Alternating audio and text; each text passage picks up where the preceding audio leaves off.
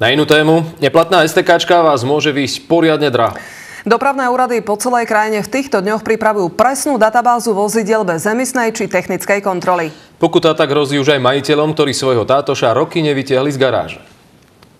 Skontrolovať si platnosť týchto nálepiek sa rozhodne oplatí. Majiteľom aut s neplatnou emisnou či technickou kontrolou totiž hrozí mastná pokuta. Nedá im ju však policajt na ceste, ale im ju rovno pošlú poštou z dopravného úradu. No a takto vyzerá oznámenie o neplatnej STKčke, ktorého by sa mali oneskorenci poriadne báť. Niektoré stanice technickej kontroly si ich na výstrahu vyvesili na nástenky. Týchto tlačív my v podstate vychádzame. Úradníci už držia v rukách databázy s presnými údajmi o zábudlivých majiteľoch. Nejde pritom o zopár previnilcov. Zatiaľ to vyzerá na zhruba 200-tisícovú armádu. Ak by každý zaplatil 330 eurovú pokutu, štát by si prilepšil o 66 miliónov eur. A to je už slušná suma, ktorú si úradníci zrejme nechcú nechať ujsť. Ministerstvo aktuálne pracuje na tom, aby databázy boli efektívne a kompletné.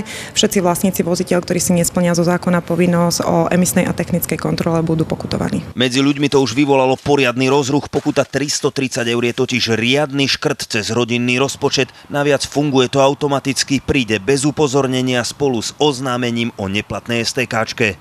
Majiteľ vozidla musí túto pokutu zaplatiť a následne musí pristaviť vozidla k technickej prehliadke. Takže mal by si dať pozor, aby dodržiaval tú lehotu, kedy mu platí technická prehliadka alebo emisná prehliadka. No a ak vás s neplatnou STKčkou chytí na ceste ešte aj polícia, hrozí vám ďalšia 60 eurová pokuta. Marek Gudiak, televízia Markíza.